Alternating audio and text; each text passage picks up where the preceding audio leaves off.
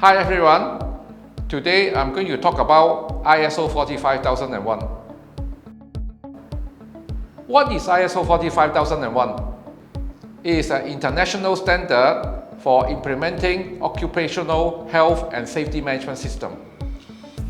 It is based on the plan, do, check, action methodology.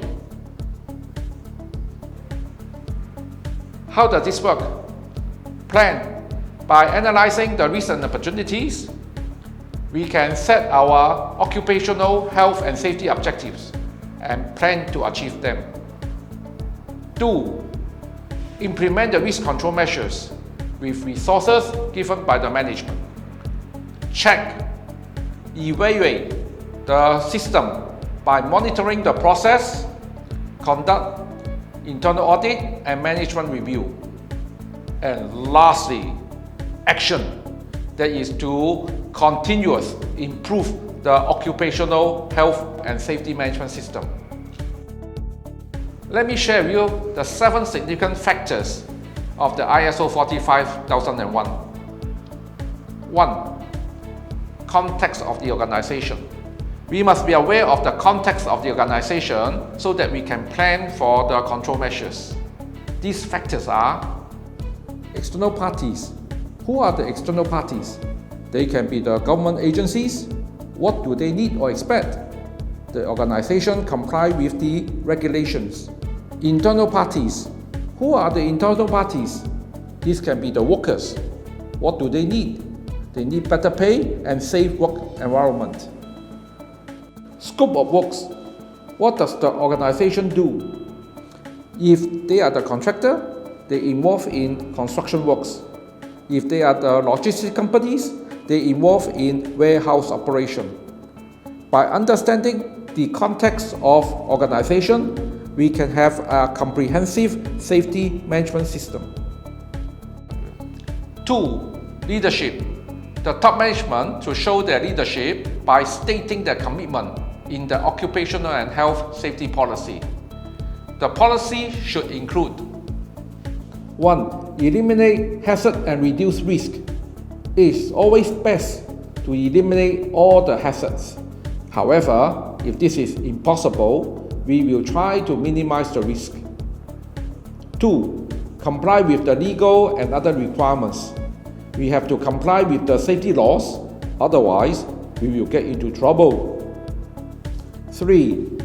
Continuous improvement in occupational health and safety management and performance. By continuously improving, we will be able to keep our workplace safe. 4. Consultation and participation of workers. The person who does the job knows best about the work. They can share how safety control measures can be implemented.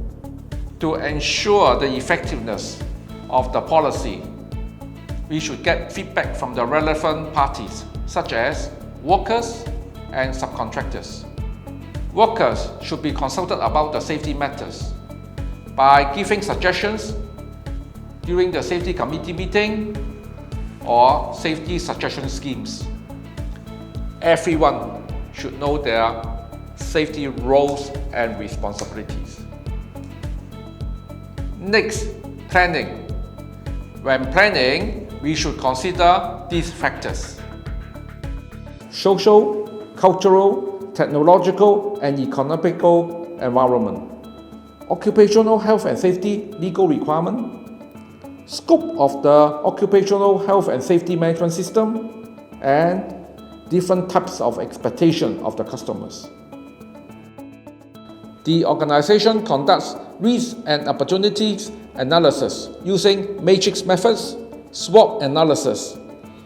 You can look at our video on how to write workplace safety and health risk assessment for more details. From the analysis, the safety objectives are set.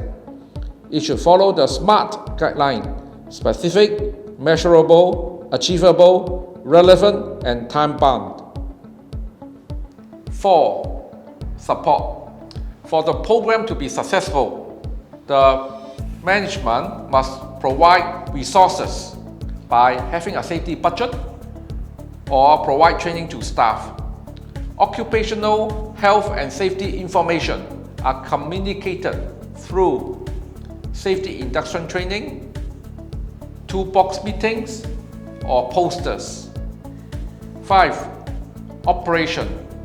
You can use the hierarchy of control to minimize the risk in your workplace.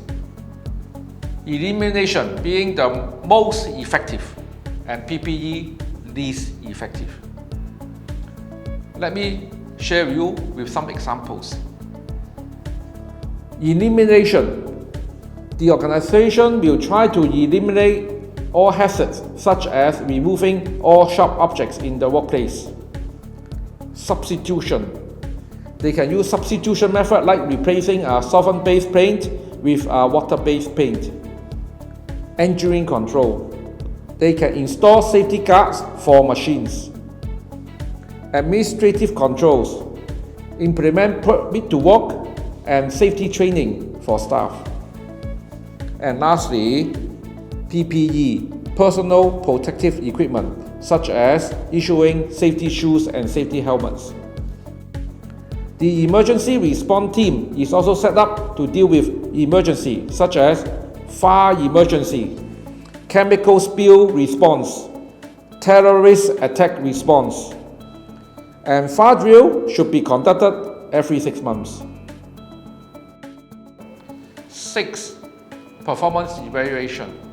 The internal audit check will be based on document review, interviews, and physical inspections. Some of the topics discussed during the management review meeting are incident, non-conformance, and near misses statistics, safety performance of contractors, safety performance of supplied products and services. 7. Improvement. This is the most important part in the ISO 45001. Investigations are carried out not just for accident and incidents, but also on non-conformance and near misses to prevent future accidents. We can improve the system by applying new technology such as e-permit to work, safety promotion, and using external case study such as past accident analysis. Encouraging suggestions and recommendations from workers, staff, and contractors. Use higher level of control method such as substitution or engineering control. The whole idea of ISO 45001 is to have continual improvement so that safety risk is eliminated, if not possible, minimized. This is our ultimate goal for having a safe work environment. I hope this video can help you to understand what is ISO 45001. Thanks for watching.